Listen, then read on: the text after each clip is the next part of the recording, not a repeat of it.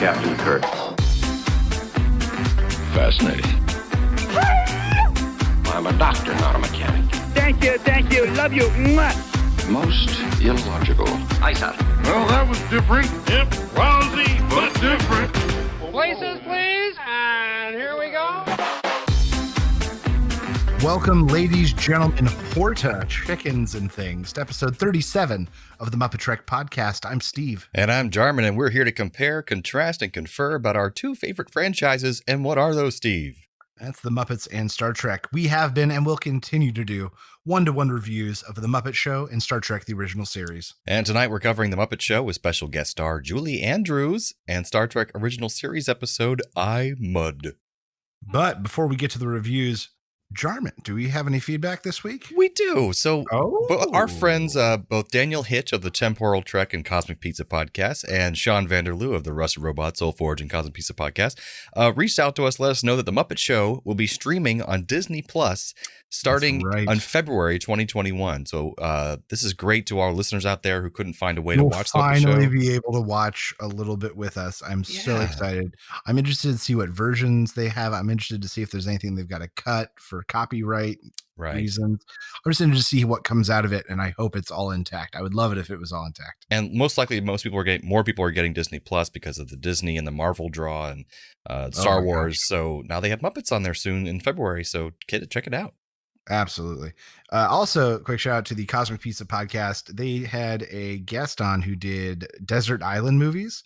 And in part 2, spent a long time talking about the Muppet movie and shared some factoids and fun stuff that I bet you probably have all heard on our show at some point. It was great. And then at the end, Sean and Dan and Paul recommended, hey, have you heard of the MuppeTrek podcast if you like Muppet stuff? Yes. And it was a beautiful natural plug.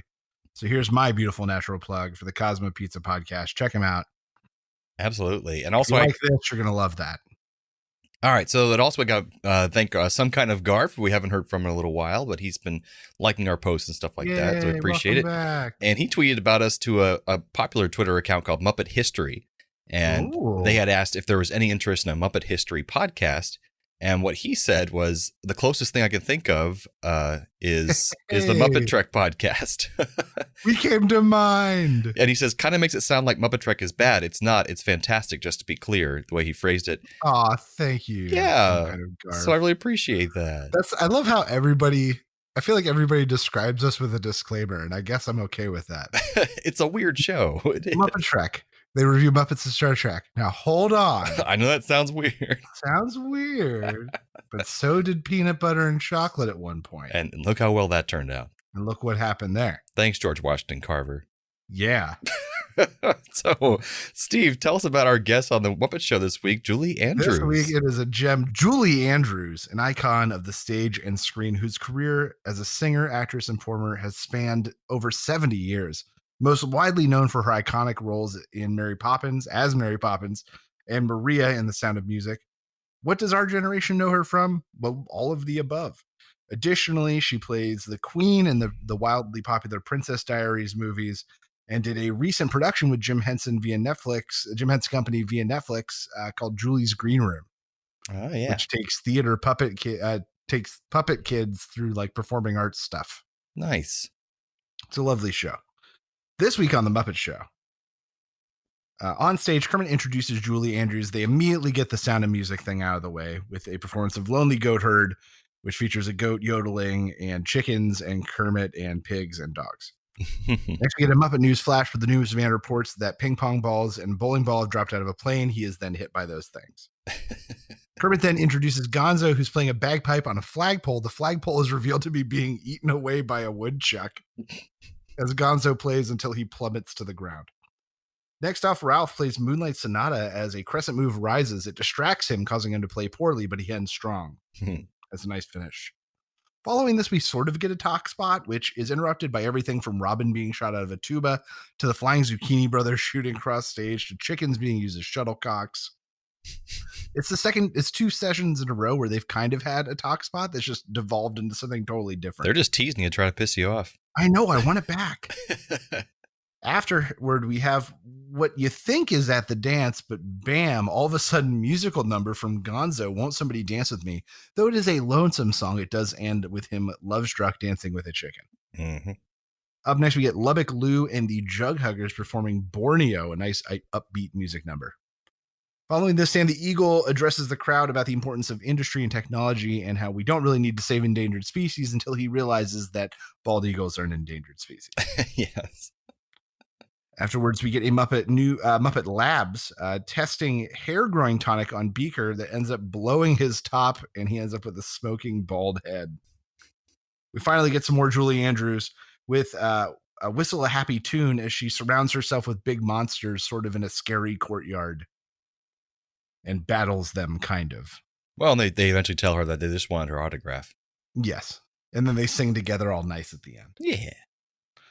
Backstage plot this week surrounds the fact that there's just a cow backstage and nobody knows who it belongs to. And most of the fun comes from just watching the Muppets get to interact with this cow. Swedish Chef tries to cut it up. We do get a quick check-in with Kermit and Julie that gets a lovely little musical performance attached to it. When You Were a Tadpole. Mm-hmm. It's just beautiful. And I'm a sucker for a backstage music number. And this is just one of the great ones. And the Zucchini Brothers then plan to shoot the cow out of their cannon. Kermit finally comes to stage to thank Julie one last time, who reveals that the cow was hers. We hear the boom of the Zucchini Brothers cannon with the implications that the cow might be dead. And that is what we call the Muppet Show. A booma booma. Booma booma. Love those guys. Jarman, what'd you think of this week's episode of the Muppet Show with Julie Andrews? I mean, she oozes just like comfort and charisma every time she's on. And wholesomeness. And her voice is so sweet. It's like an angel. It's just so clear. It's like a bell ringing. I can't express that enough. And so just anytime she's singing anything, I'm just enthralled and love being there. And I want her to sing me to sleep every night. But yeah, I just thought other than that, it was just a lovely episode. There wasn't one particular sketch or something that stuck out to me as like hilarious or particularly memorable, but just all around good feelings, positive vibes. And the cow story was cute. Backstage, it's a real cow. It wasn't a Muppet. And I like how the Muppets actually differentiate. They're like, oh, that's a real cow. That's not a Muppet cow. They don't say that, but they're basically acting that way. Like, this is strange. This is not a Muppet animal. And the whole Sam the Eagle thing was funny because it had parallels to people today. Like, we can totally tell that he'd be a MAGA hat wearing guy. This is the current day. But yeah, so overall it's really an upper echelon episode, but just nothing stood out.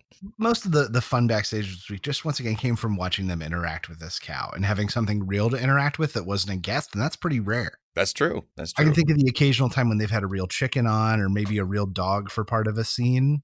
Yeah. But pretty rare.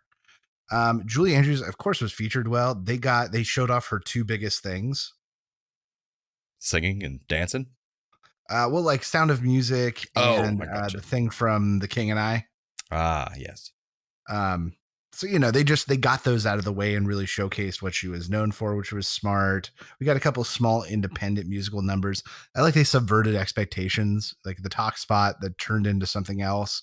And then the At the Dance that turned into a surprise Gonzo musical number. Oh, yeah. And that Gonzo number made my girlfriend cry. She felt so bad for him. It was so cute, right? Like, yeah. So poor little guy. And at the end, when he finally finds the chicken, it's so nice. I thought a middle to top episode. Yeah, same here. Middle to top. I think that's. But I agree that you're right. There's nothing. I would say the goat herd episode, the goat herd number, is the most iconic kind of thing to point at from this episode. And that had a lot of sets, and it was very elaborate. So I definitely enjoyed that. We're getting to the era of bigger budget for Jim when they get to do much more elaborate sets and things. It's going to get real fun. Yeah, that was a lot. And it was very enjoyable and pleasant and lovely. Well, music this week, we got The Lonely Goat Herd, once again from Roger and Hammerstein's Sound of Music, featured yodeling from the Austrian Alps. And fun fact, for a personal factoid from Jarman and I's life, we were in a production in high school where we got out of having to learn choreography for this number because we held the backdrop for the puppet thing. Oh, I forgot about that. And we didn't have to learn any choreography. We just had to learn when to walk on and off stage. It was great. High on a hill, there's a lonely goat herd. After this, we have Ein Klein Nacht Musik, a Mozart classic that you've heard. If you don't, go look it up. Part of a large bundle of music his widow sold to a publishing house after his death. And it wasn't released for more than 30 years. Oh, wow. Oh, yeah. Yeah, that was just sold by his widow in a big stack. Moonlight Sonata, a Beethoven classic. This is one of those rare pieces that was actually popular when he was still alive, which for classical musicians is actually pretty rare. Mm-hmm. Won't Somebody Dance With Me, written and performed by Lindsay DePaul in 1973, so a relative recent hit before when this was out. She did have a successful career, but was a bit more infamous for the lineup of boyfriends she had, including Dudley Moore, Ringo Starr, James Coburn, and Elton John's lyricist Bernie Taupin. Wow, that's along a lot. with like 10 other famous British guys I didn't know, but all had Wikipedia pages. She's very in demand. That's right. Borneo, written by Walter Donaldson, writer of other great tunes like The Army's Full of Irish. What? Don't Cry, Frenchie, Don't Cry. Making Whoopee. Know that one. And Yes, Sir, That's My Baby, which, another fun personal factoid, Jarman and I once sang as part of a barbershop quartet. I forgot about that. Walter Donaldson, the writer of that, also wrote Borneo. Oh, okay. I know that Newer Making tadpole, Whoopee. From a TV special Andrews did just a few years before this, where the Muppets were her guests. Oh. And it's a song that she wrote for Kermit for that. Whistle a Happy Tune from The King and I by Rodgers and Hammerstein again. Yul Brynner ended up in the iconic role, but he was not their first choice. Their first choice was Dr. Doolittle himself, Rex Harrison, who had played the king in the movie that the musical was based off of, called Anna and the King of Siam. Before it was a musical, okay. He wasn't available, so they tried to get Alfred Drake, who was the original Curly from Oklahoma, but he was way too expensive at the time. So someone in the cast was like, hey, I know this guy from this thing I was in. And they auditioned Yul Brynner, and he was the guy. Probably a Western or something, because he was in a lot of Westerns. He was also in the original Westworld, Yul Brynner. Ooh. So yeah, that's the music this week. Very Jordan, nice. What did you think was the best Muppeteering moment? I have to say, because a lot of these sketches, you don't think about how difficult they are until you just really think about it. And the one where Andrews was doing a talk spot with Kermit, and all of a sudden they're shooting a bunch of things back and forth. And I was thinking about not only just coordinating the shooting of these Muppets back and forth in front of them, but also the Muppets that she's sitting there with all turning their heads exactly at the same time. And when you think about the Muppeteer is below and can't really see that. So I guess there's going off of Andrew's lead, so you know? All of them. So yes, there's some of that sort of coordination. But down below are these televisions. Oh, right. That show them an approximation of what they're seeing above. Of what the Muppets are seeing? Yeah. Huh. So they have an approximate view of what and that's how they perform, by looking down at the screen and playing within the window. And nowadays, I bet they could put like cameras in the eyes of the Muppet, so they could put like. They actually, they patented that technology for the Gorgs for Fraggle Rock, and it was later used in something big. God, I can't remember. We'll get to Fraggle Rock eventually, and we'll talk about it. But yeah, little tiny televisions inside the heads was like something developed for Fraggle Rock. That's amazing. Go figure. Yeah. What was your favorite? My favorite was the for whatever, I'm not sure why, but Gonzo on the flagpole and the woodchuck below, like very happily grinding away as he looks up at this guy about to like just getting excited. Like for whatever reason, that struck me as very funny and very well performed. And I loved all those. I don't know why. Like the wood shavings all over his mouth. He was so happy. Yeah. It was really cute. So I get it. Jarman, tell us about this week's episode of Star Trek: The Original Series we watched. All right, so now we have I, Mud, which is the pretty much only time outside the main cast where we have a cast member come back from a previous episode. And then I'm so happy it's Mud. Yeah, and Mud actually does come back later on in the animated series as well, and then comes back in a earlier iteration of himself, played by Rainn Wilson in Star Trek Discovery. So yeah, later Rainn Wilson, Dwight from The Office fame, as everyone knows him. So anyways, we have this android who's posing as a lieutenant taking over the Enterprise, and his name is Norman. And he takes over the Enterprise and sends the Enterprise to an unknown planet. And once they get there, he forces their main crew to go down to the planet, where they are greeted by good old Harry Mudd, who appears to have made himself king of the entire planet, among a planet full of androids who are serving his every need and calling him Lord and Master and everything. Yeah, and serving him like a king on a throne. Exactly. Perfectly where he should be. But as it turns out, this all makes him incredibly bored. And on top of that, the androids really have him captive there. So they're serving his every need, but he's not allowed to leave.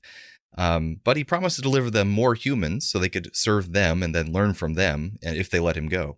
So they agreed, and that's why Norman went to go capture the Enterprise, Norman the android. But Mudd was actually stranded there after breaking out of prison, which Kirk finally coaxed that information out of him. And while there, Mudd decided to make an android of his ex-wife, or I guess it's still his wife. He never actually divorced her. His wife, who drove him into space. Yes, and she just wanted to drove him farther and farther out into space because he can't stand her because she nags him too much. So he made an android of her who will nag him when he turns her on, but turns the robot on, not turns her on like that. But when he says shut up, she actually shuts up and shuts down. So that's why he loves it so much. So the androids tell Kirk that they were built eons ago by an advanced race from the Andromeda galaxy, but that race was killed off long ago, so now they're left without a purpose, and they want this new purpose of learning and serving humans. So Spock finds out that there are 200,000 of these androids on the planet, so there must be some kind of power source keeping them all going, so they're trying to investigate to find where this power source is. The androids then try to tempt the crew to stay there one by one, by showing them that they can give them whatever they want for the rest of their lives. A wonderful medical lab for Bones, a great engineering room for Scotty, eternal life and beauty for Uhura, apparently is what she wants. Boners for Chekhov. Boners for Chekhov, yes. But Kirk talks some sense to them and reminds them of their duty, and they are determined to get out of there somehow.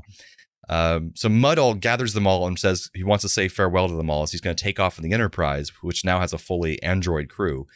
But the androids tell him, no, we're not going to listen to you anymore. And instead, they say that the human race is too corrupted, and they'll use the Enterprise to take control of the human race, which they'll serve their every need, but they'll control them so they don't do any more damage to the universe. Somewhere in there, the main android basically says, we knew you were a piece of crap. We used you. Yeah, pretty much. Favorite moment. They just used Mudd to get a ship, basically. Because you were terrible, even for a human. We don't know what he did with those androids, but a lot of sex stuff. A lot of sex stuff. They hint to that the best way they can in the 60s in this episode. Spock eventually figures out that Norman is the only android that has no copies, so he must be the center of control for all the androids. So Kirk decides that they should use wild illogic to be the best weapon against the androids, and on Norman in particular. So the crew then does bizarre theatrics and contradictory statements. Yeah, and like what makes someone die. Yeah, dancing around, and then he tells some, Chekhov to stand completely still, and he's like, yes, sir, and then he starts dancing, and he's like, good job. And even Spock plays his part by telling the two twin androids that even though they're identical in every way, that he loves one but hates the other, and they can't reconcile that. Yes, exactly. So finally, Mudd and Kirk work together to use the liar's paradox on Norman. So where Kirk claims everything Mudd says is a lie, and Mudd says, now listen carefully, Norman, I am lying. And this puts the final nail in Norman's logic coffin, and he just shuts down, shutting down all the rest of the androids as well, because who could resist that? The Enterprise crew then reprograms the androids and wakes them up again, and they set them to go back to their original task of making this planet habitable for future life. But they also say that Mudd will have to remain on the planet. He can't go anywhere else until he learns to be less irritating. I think it's what Kirk said. And they have programmed one special android to attend to all his needs while he's there. It's his wife. Yeah, 500 copies of his nagging wife, Stella, will be doing that for him. So they basically put Mudd into his own personal hell. He'll probably kill himself, but, Star Trek happy. So what did you think of this episode, Steve? All right, so things I liked. I liked that it opened with Bones being sensitive to Spock. There was a really nice moment. Oh, what did he say again? I can't remember. So he sees the guy who ends up being an android, and he's like, I don't trust a man who doesn't smile, or something like that. He's walking with Spock, and he goes, Spock, what I meant was it's not normal for a human to not smile. I trust you. It was like kind of like a nice... That's true. McCoy moment that you don't get often. Sincere. I love Mudd. He was so exceptional. It was great to think that he was the villain and then realize that he was just as screwed as the rest of them. Yeah, he was not in control. I love how crazy the premise got and how sort of the surreal when they're playing with the androids and messing with them. God, that was kind of fun. Yeah. Things I disliked, as soon as we found out they were androids, I said to myself, this is going to be another Kirk Tricks a Computer episode. Yeah.